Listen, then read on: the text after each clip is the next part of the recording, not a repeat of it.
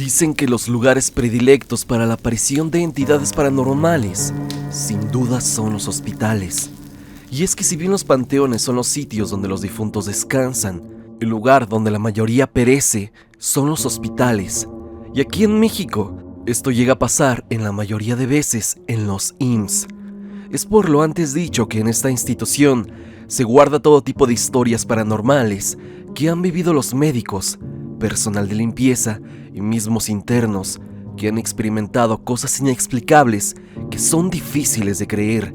El día de hoy te voy a contar 3 experiencias aterradoras sucedidas en esta institución, así que prepárate para conocer estas aterradoras vivencias en el IMSS.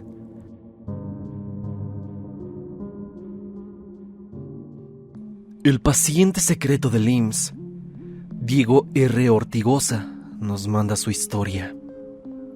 ¿Qué tal? Yo soy un arduo seguidor tuyo y me encantan las historias que cuentas.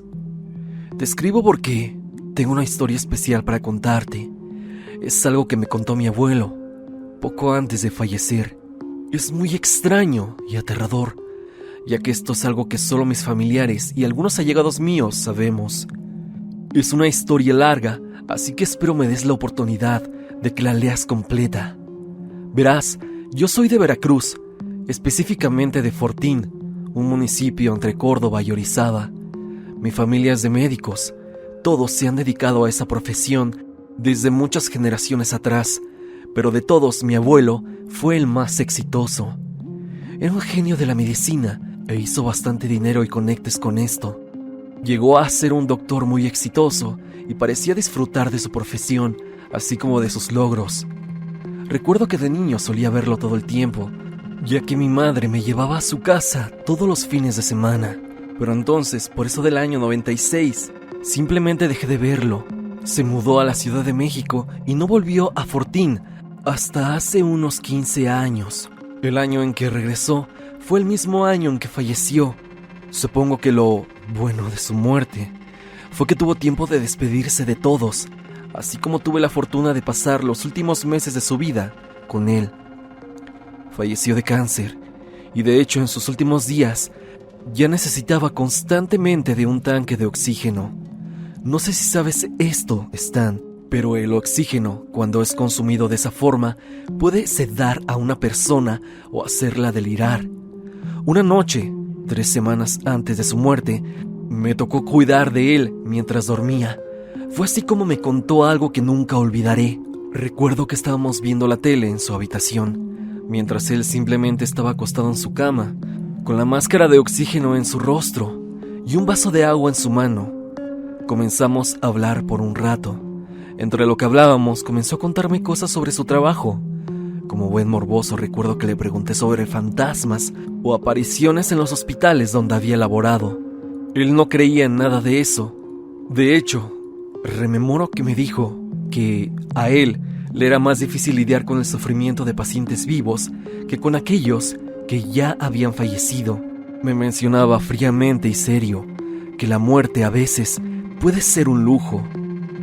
Pude notar cómo su porte cambiaba por completo cuando comenzó a hablar de esto.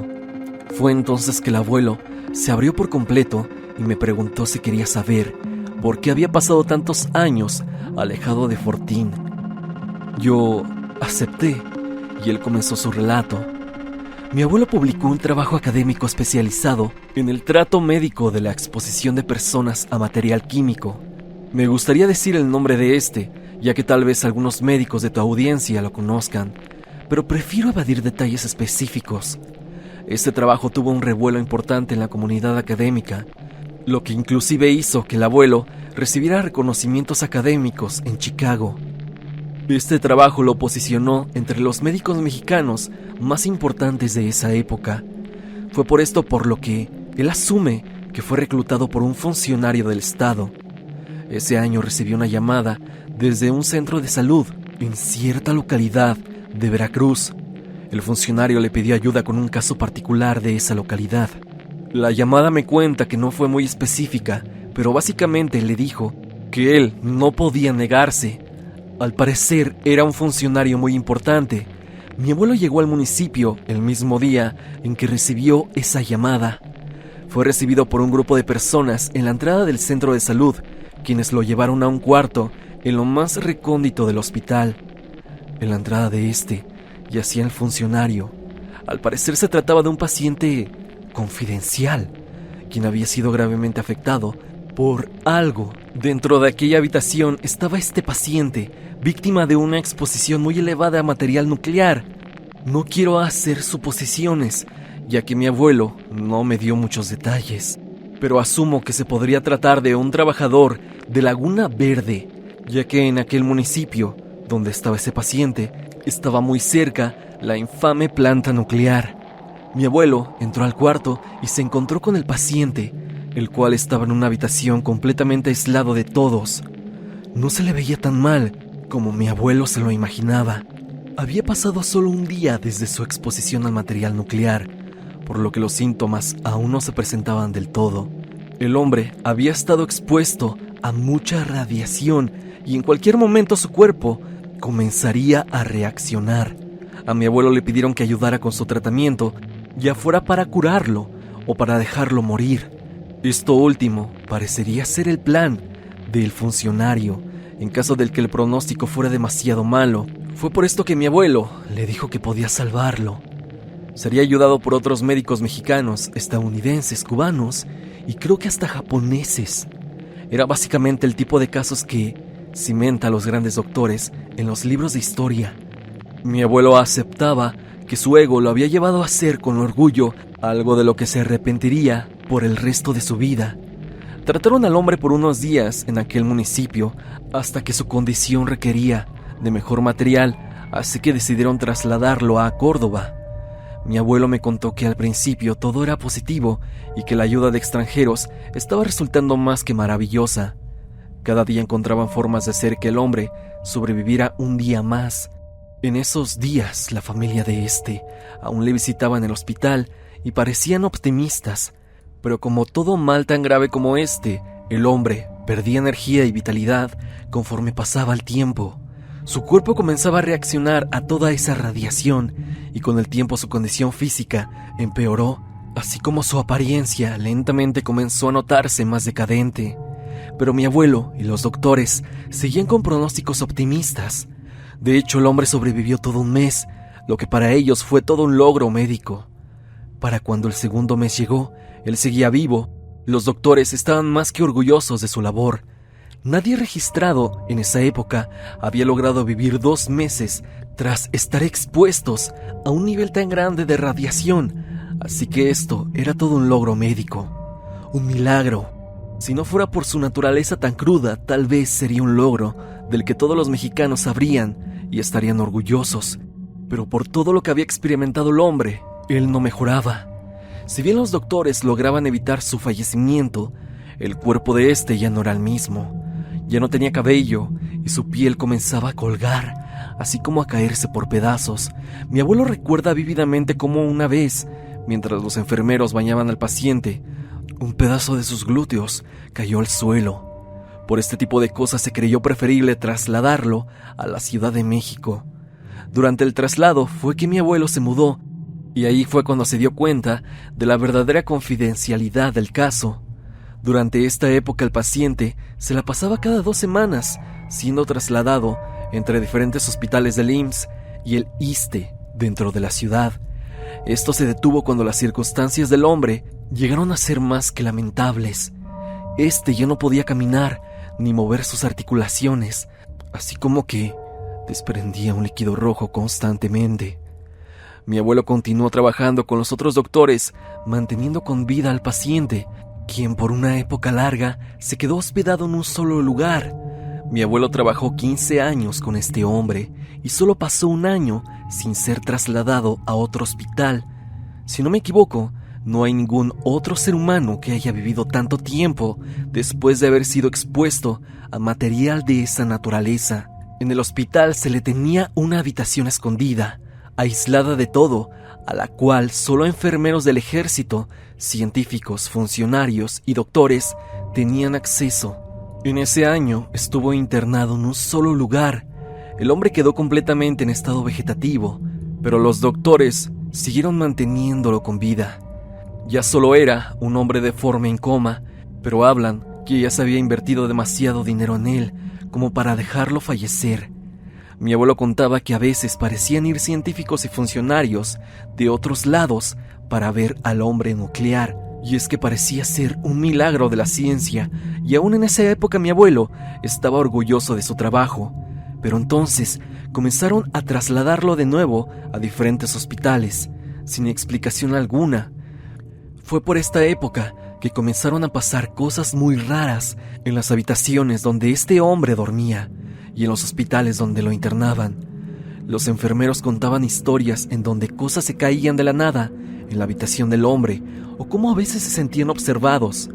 En los hospitales donde lo hospedaban, mi abuelo me cuenta que usualmente la cantidad de gente que moría incrementaba y siempre se reportaban avistamientos anómalos en la ala donde lo tenían oculto. Mi abuelo no creía en eso hasta que lo vivió.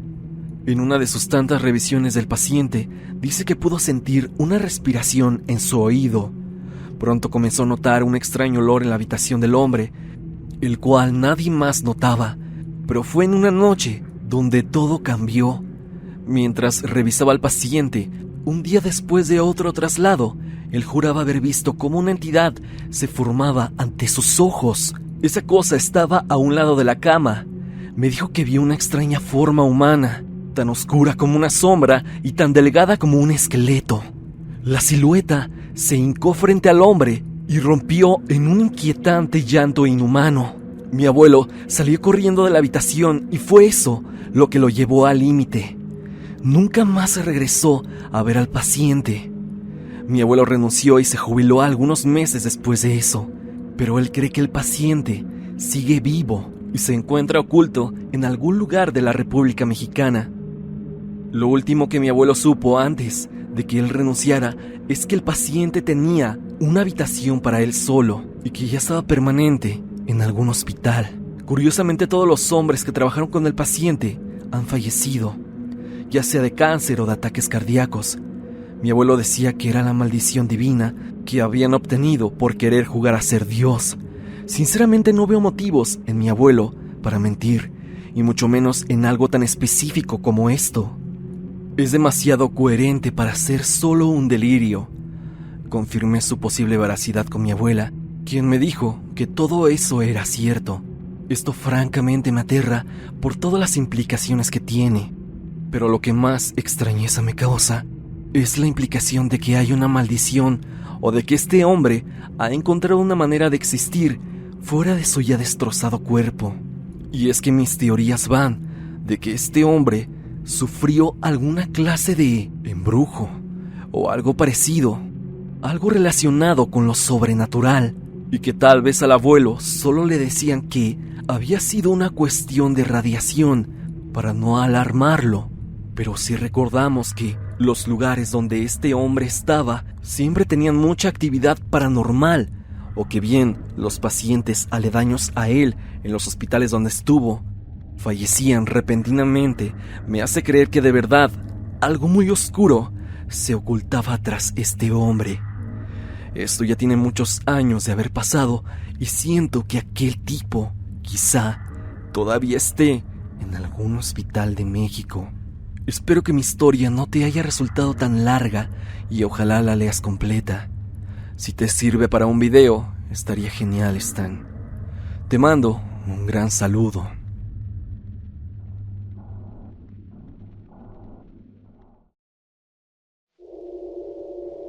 Carmona Santos nos cuenta su historia.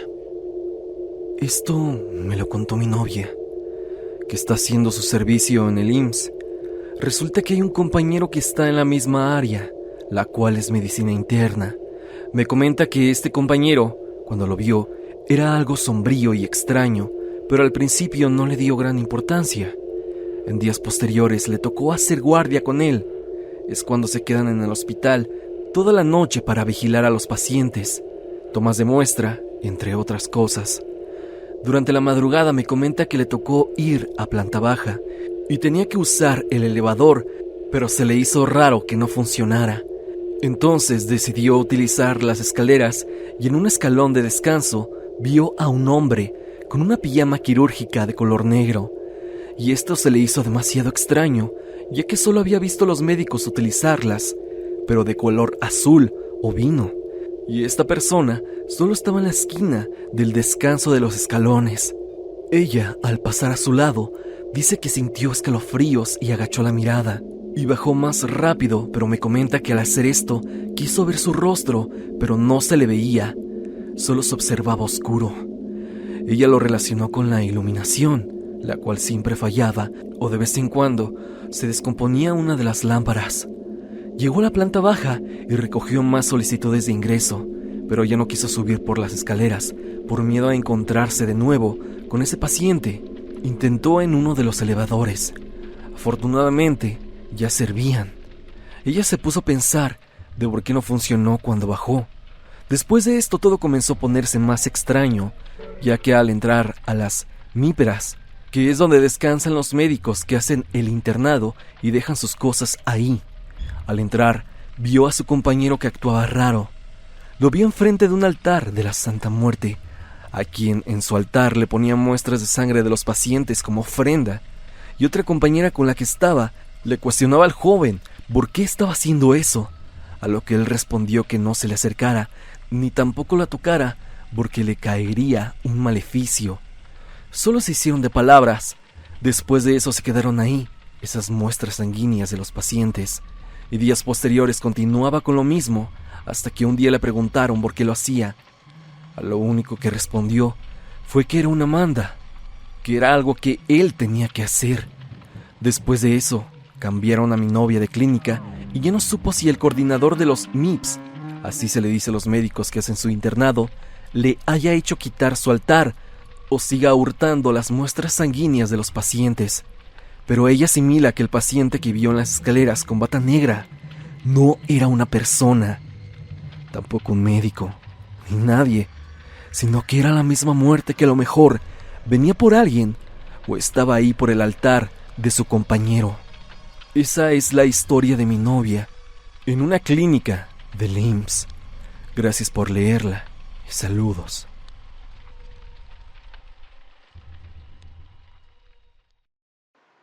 La niña fantasma del IMSS. J. Jiménez nos manda su historia. Soy trabajador del IMSS desde hace 6 años en el Hospital General de la Zona 4 en Guaymas, Sonora.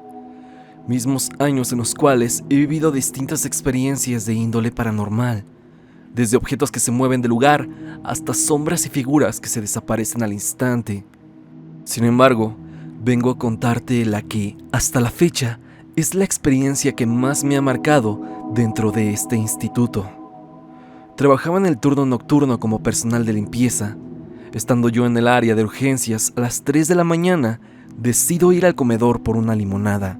Para llegar a este es necesario caminar por un largo pasillo, el cual atraviesa por el área de lavandería, unas escaleras y el mortuorio, o sea, la morgue. Al momento de llegar al comedor, se sentía una vibra muy pesada, como si alguien estuviese sentado en alguna silla, a la par de escucharse risas de niños, las cuales provenían de un ducto de aire que conecta comedor con lavandería. Me asomé para dentro del mismo, pero no se miraba nada. Salí normal con rumbo a mi área laboral, cuando de pronto siento como una mano pequeña se posa sobre mi antebrazo, dando un ligero tirón de este. Al voltear, me encuentro de frente a la puerta cerrada de la lavandería. Sigo caminando, extrañado por lo sucedido, cuando, al voltear la mirada, me encuentro en el reflejo de un ventanal la silueta de una niña, la cual tenía cabello largo y negro cubriendo su rostro, vestida con una bata de las que usan los pacientes. Pero lo que me alertó de no acercarme fue que la pequeña no tenía pies, o al menos no se le notaban pisando algo firme. Llego hasta urgencias, donde me reciben compañeros y me preguntan si pasó algo, debido seguramente a que estaba muy pálido. Al narrarles mi experiencia, uno de ellos respondió: "Ah, ya te tocó ver a la niña entonces". Esto debido a que, al parecer, es un ente popular Entre los trabajadores del turno nocturno, dice la leyenda que algunos niños hacen acto de presencia en ciertos servicios. Los han visto también guardias de seguridad, que cuentan que al momento de irlos a perseguir, estos desaparecen en paredes o en cuartos cerrados. También los han visto enfermeros correr hacia alguna sala y al entrar por ellos, hallan la habitación totalmente vacía. Y así como esa experiencia, he tenido varias. Desde ver a pacientes en camas y al girarme ya no están, hasta escuchar mi nombre en pasillos vacíos durante la madrugada. Espero este aporte sea de utilidad para un próximo video del IMSS, ya que yo, Stan, de verdad tengo la fiel creencia de que en cualquier clínica del IMSS pasan cosas extrañas, tal vez en mayor o menor medida, pero siempre suceden. Te mando un gran saludo y espero pronto compartirte más experiencias. Saludos, Stan. Hasta aquí el video del día de hoy. Espero que te haya gustado. Ya has escuchado algunas historias acontecidas en el Instituto Mexicano del Seguro Social, el IMSS. Dime, ¿tú has vivido algo extraño estando internado o inclusive trabajando en esta institución? Si así lo es, no lo dudes y hazme llegar tu experiencia a evidencia.tristan@gmail.com o bien únete al grupo de Facebook y comparte tu experiencia con la comunidad. Sin más que decir, no te olvides de que yo soy Stan y te deseo dulces pesadillas.